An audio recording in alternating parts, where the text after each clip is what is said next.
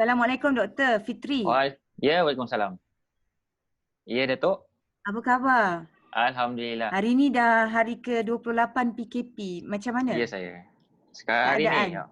keadaan Ma- Alhamdulillah, ada Aha. stres, ada rasa risau pun ada.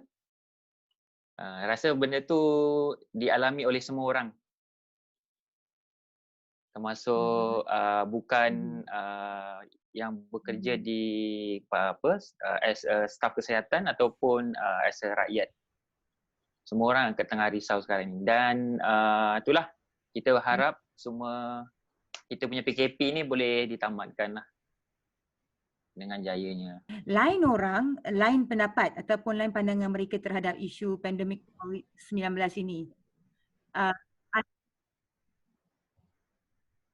Adakah pandemik ini akan mengubah cara hidup, habit dan lifestyle kita sekarang ini?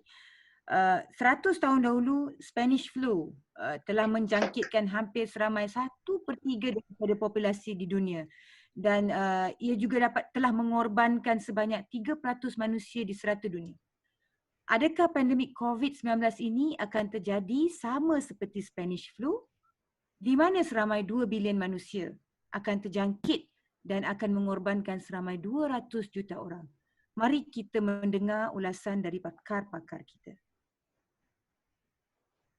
Okey, bersama-sama kita pada hari ini adalah Dr. Muhammad Fitri bin Zainuddin, iaitu salah seorang daripada pegawai perubatan di Hospital Selayang, Selangor. Beliau dah berkhidmat dalam bidang perubatan ni dah lebih kurang 10 tahun. Betul, Doktor? Ya, betul. Okey. Okay, Doktor. So basically hari ni, Doktor, kita first of all nak thank you for joining with us today. Basically hari ni perbincangan kita akan cover basically life after MCO ataupun COVID-19 itself. In other words, macam mana social habits kita after this. And then kita akan cakap sikit pasal vaksin COVID-19. And of course Kak Ida mention tadi, this pandemic is the worst in history. Dan apa langkah-langkah untuk prevent COVID-19 daripada terjadi again in the future. So Doktor, before kita start, mungkin Doktor boleh share sikit dengan kita what do you actually do and where you are based at? Okay, alright. So pertama sekali terima kasih kepada anda semua kerana menjemput saya dalam sesi interview ni. Jadi saya share apa yang saya telah alami dan yang saya lihat dan juga dialami oleh rakan-rakan saya semualah. Jadi saya berada di Hospital Selayang, mostly as a frontliner juga, dan not a solely frontliner yang bertugas di hadapan, di barisan hadapan. Jika frontliner ni kita cakap mereka ni macam melakukan screening, and then dia akan berjumpa dengan pesakit-pesakit yang dikategorikan sebagai PUI ataupun yang ada kontak dengan pesakit-pesakit terutama daripada tablik, kelas tablik ataupun yang baru balik daripada negara-negara yang kita panggil PUI punya lah, seperti Itali, Korea, Korea Selatan dan sebagainya lah. Jadi mereka-mereka ini yang frontliners ni yang selalunya terdedah dengan risiko-risiko bahaya, iaitu risiko jangkitan lah, risiko jangkitan yang kita tak nampak. Okay. Jadi kita sedang berada di dalam peperangan yang mana musuh kita memang tak nampak. Jadi itu adalah kita punya cabaran lah dalam mengatasi pandemik COVID ni. Jadi bahagian saya di sini kita ditugaskan untuk menjaga mental dan psikososial para staf kesihatan lah sendiri. Dan juga medical only. What about patient, cover tak? Kita cover juga untuk di sini di Hospital Selayang itself, bukan dikategorikan sebagai hospital COVID lah. Hospital COVID yang sedia ada, yang kita tahu adalah seperti Hospital Sungai Buloh, PPUM, Hospital Permai. Jadi hospital selain itu yang bukan daripada COVID ni, kita membantu hospital-hospital lain.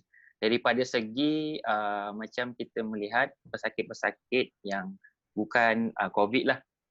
Jadi sekiranya pesakit yang kita rasa yang PUI ataupun yang kita suspect that patient ni ada kontak dengan pesakit COVID, jadi kita akan melakukan screening ni lah, ambil swab semua, dan sekiranya ada simptom-simptom seperti macam susah bernafas, demam, sakit tekak dan memerlukan rawatan yang selanjutnya, kita akan admitkan dahulu sehingga dia punya keputusan sampel tu positif.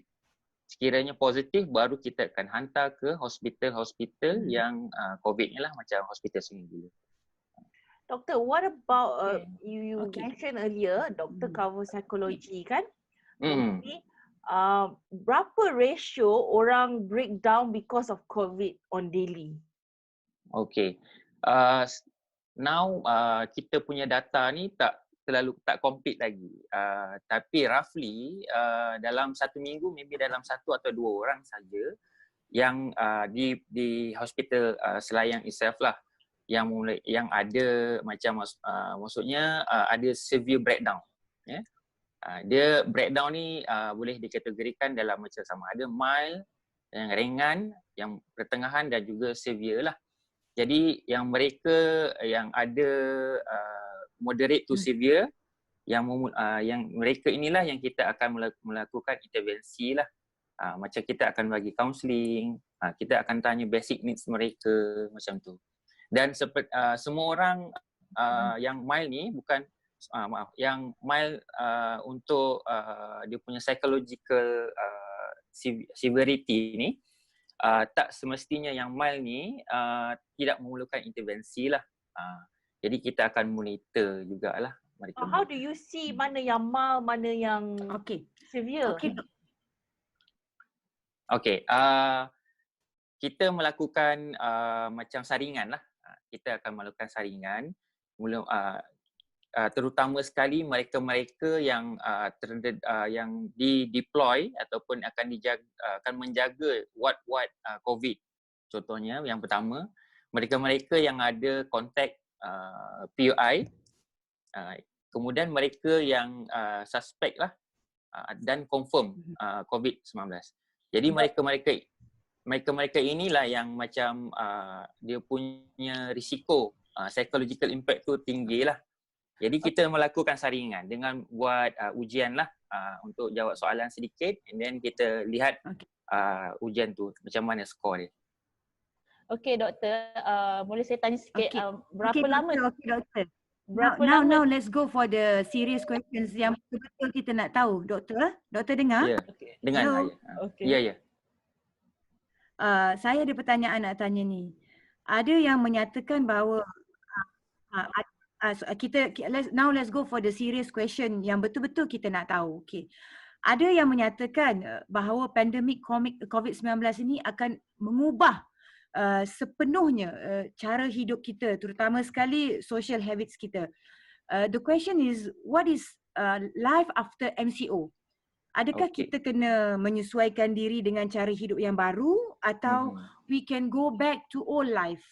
Mungkin doktor boleh share dengan kita semua? Okey. Pandemik COVID ni adalah satu pandemik yang baru. Jadi kita tak tahu dia punya end, dia punya infection. Dan sekarang ni dia pesakit pun bilangan dia bertambah setiap hari ke hari. Jadi kita tak dapat kumulatif bilangan yang sepenuhnya. Dan sekarang ni pun kita telah melakukan MCO ataupun PKP dan penjarakan sosial itu. Dan sekiranya PKP ini macam ditamatkan, pada pendapat saya, kita punya social habit tu akan berubah. Tak seperti yang lama ataupun sedia kala lah. Dan kita mungkin boleh dikatakan is a new normal lah untuk kita. Sebab dalam masa PKP ni contohnya penjarakan sosial, kemungkinan lepas PKP ni kita akan melakukan penjarakan sosial juga. Daripada segi kita punya berkomunikasi ataupun meeting. Kalau sebelum ni kita berjumpa di meja bulat, boleh berkumpul seperti biasa. Tapi mungkin selepas ni kita akan buat macam teleconference ataupun telekomunikasi seperti inilah. Dan di dalam bidang kesihatan juga kita pun more kepada jurusan telekonsultasi lah, iaitu kita menggunakan medium seperti ini macam Zoom, Skype untuk kita berkomunikasi. How long will this last? Bermakna doktor, benda ni akan berlanjutan seberapa lama? Berapa lama benda ni akan berlanjutan? Okey, itu kita tidak dapat nak menjangkakan. Kita terlalu subjektif. Kita tak boleh sebab musuh kita ni memang tak nampak. Jadi kita tak tahu macam mana. And then vaksin pun kita tak jumpa lagi. Kita punya rawatan yang untuk merawat kita punya COVID-19 pun masih dalam proses pengkajian. Jadi untuk kita nak menamatkan COVID-19 ini adalah satu macam memerlukan satu usaha yang tinggi lah. Jadi jarak jangka masa tu kita tidak dapat pastikan dengan sebetul-betulnya lagi lah. Okey doktor, ada soalan lagi ni. Pada tahun 1918 sehingga 1920 Spanish flu satu ketika dulu telah menjangkiti seramai 500 juta orang di dunia dan dianggarkan membunuh dalam anggaran 50 juta orang ketika itu. Penduduk di dunia pada masa itu hanyalah dalam sekitar 1.7 bilion dibandingkan dengan 7 bilion orang sekarang ini. Adakah pandemik COVID-19 ini merupakan wabak yang paling teruk dalam 100 tahun? Mungkin doktor boleh kongsikan dengan kita. Okey. COVID-19 pun yang seperti mana yang saya cakap tadi, dia masih baru. Mungkin ya dan mungkin tidak. Sebab bilangan sepenuhnya kumulatif tu tidak dapat yang kita dapat total lah, secara totalnya lagi. Jadi kemungkinan COVID-19 ini yang paling teruk lah berbanding dengan flu yang sebelum ini. Tetapi kita tidak boleh nafikan bahawa kemungkinan masa-masa akan datang kemungkinan akan ada virus baru yang akan dijumpai. Dan virus ini yang COVID-19 ini memang semua orang tidak menjangkakan bahawa adanya COVID-19 ini sehinggalah dijumpai di China, di Hubei pada tahun lepaslah, Disember 2019. Okey doktor, seperti yang doktor mention tadi, COVID-19 ni belum ada ubat ataupun antivirus. Jadi apa yang kita boleh buat masa sekarang adalah pencegahan, betul? Jadi how close are we to finding the vaccine? Saya juga ada terbacalah dekat news on website yang mana ubat malaria digunakan untuk stopkan pesakit dari masuk ICU. How true is it? Okey, itulah. Sekarang ni kita memang tak ada jumpa ubat yang spesifik untuk treat COVID-19. Hanya kita buat prevention ataupun mengelakkan pesakit lebih teruk lagi lah. Ubat anti malaria ataupun yang kita pernah dengar iaitu hydrochloroquine. Ubat ini sebenarnya untuk merawat malaria lah. Tapi selalunya kita gunakan ubat ini di tahap yang sangat teruk lah. Itu bergantung kepada clinical judgement oleh kita punya pakar. Foremostnya terutamanya kita selalunya merawat pesakit-pesakit ini melalui daripada segi clinical symptom lah. Symptomatic treatment kita buat rawat. Sekiranya macam dia susah nafas, kita bagilah bantuan pernafasan seperti itulah. Kita tak ada spesifik ubat yang kita rawat dan 100% akan clear. Macam itu. Dan vaksin sekarang ni kita tengah tunggu daripada dalam research lagi, dan kemungkinannya mengambil masa bertahun, sama ada setahun, 2 tahun, kita tidak tahu, sehingga kita menjumpai vaksin itu tersebutlah.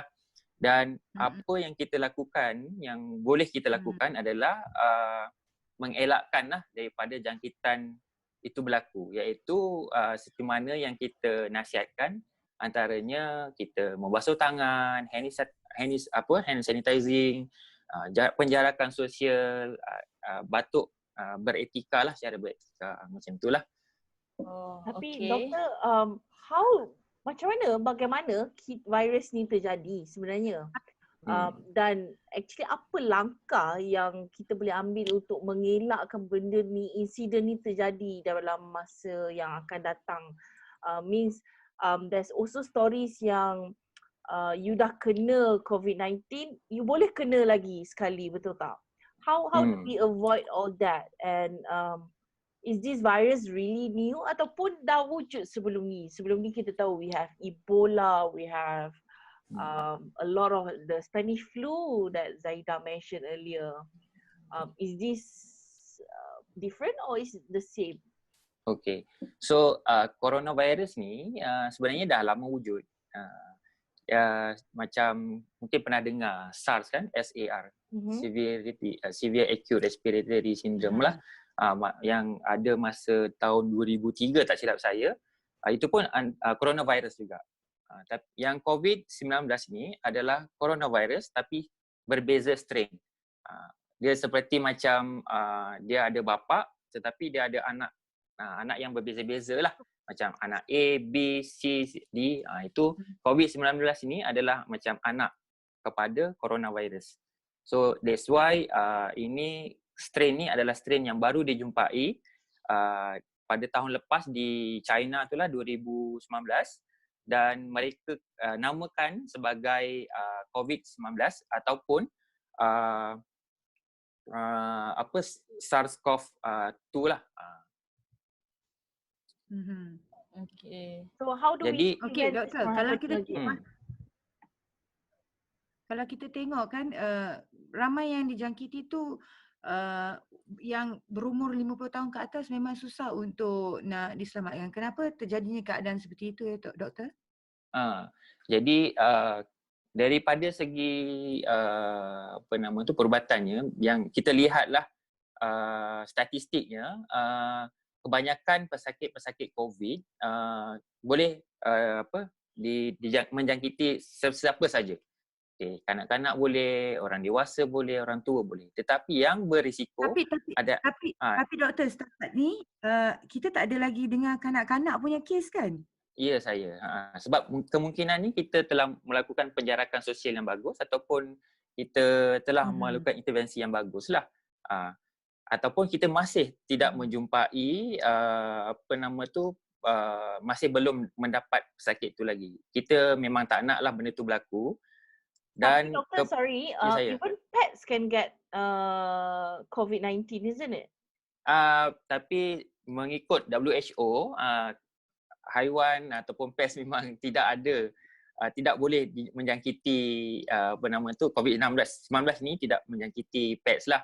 That's daripada WHO sendiri.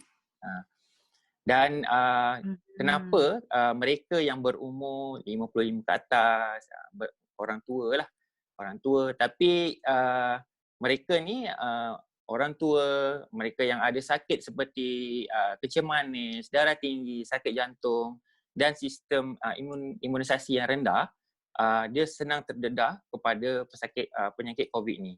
Bukan penyakit COVID ni sahaja, mana-mana jangkitan kuman pun akan senang dijangkiti lah. Jadi yang kita risau ni pada mereka-mereka yang dalam golongan yang berisiko tinggi ni.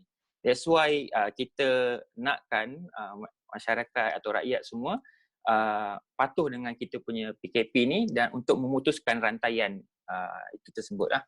Supaya kita punya family ataupun orang ramai tidak tidak dijangkiti dan menyebabkan kematian kelak lah. Okay, doktor, before we go, one very last question. Currently, what is the situation like in the hospitals all around Malaysia? Semua hospital di Malaysia sekarang ni saya lihat bekerjasama di antara satu sama lain lah. In terms of kita punya requirement of staff. Sekiranya hospital COVID ini tidak macam kekurangan staff, kita akan membantulah daripada melalui macam tolong staff sendiri. Kalau staff daripada hospital bukan COVID, kita akan deploy kepada hospital COVID. Seperti itu. Kerana selalunya mereka yang bekerja di hospital COVID ni ataupun dia punya rotation dia tidak boleh melebihi 2 minggu ataupun 3 minggu macam tu. Kita akan rotate lah supaya supaya mereka ni tidak terdedah dengan jangkitan COVID dan mereka punya psychological tidak terjejas dengan lebih teruk lagi lah. Okey doktor, mungkin yang terakhir doktor mahu bagi pesanan kepada seluruh rakyat Malaysia tentang bagaimana nak menjaga diri, menjaga kesihatan dan keselamatan. Satu pesanan terakhir daripada doktor. Satu pesanan daripada saya harap semua orang dapat patuh dengan kita punya PKP dan melakukan penjarakan sosial yang selamat. Dan jangan lupa untuk menjaga kesihatan dan juga etika membasuh tangan dan batuk dengan lebih baik lagi dan kena isi masa lapang kita di rumah dengan aktiviti yang sebaik mungkin supaya kita tidak terdedah dengan psychological problem dan dalam masa yang sama kena saling berhubung antara satu sama lain sama ada melalui media sosial ataupun telekomunikasi so that kita tak ada terputus. Biar kita memutuskan rantaian COVID, jangan kita memutuskan hubungan silaturahim antara kawan-kawan semualah. Okay, Doctor. Thank you so much for being with us today. Thank you so much. Okay, thank you so much, Doctor, for your time. Okay, sama-sama. And for your experience. InsyaAllah kita sama-sama akan patuhi apa saja pesanan doktor. Terima kasih banyak-banyak doktor. InsyaAllah kita jumpa lagi. Okay, thank you. Okay, thank you.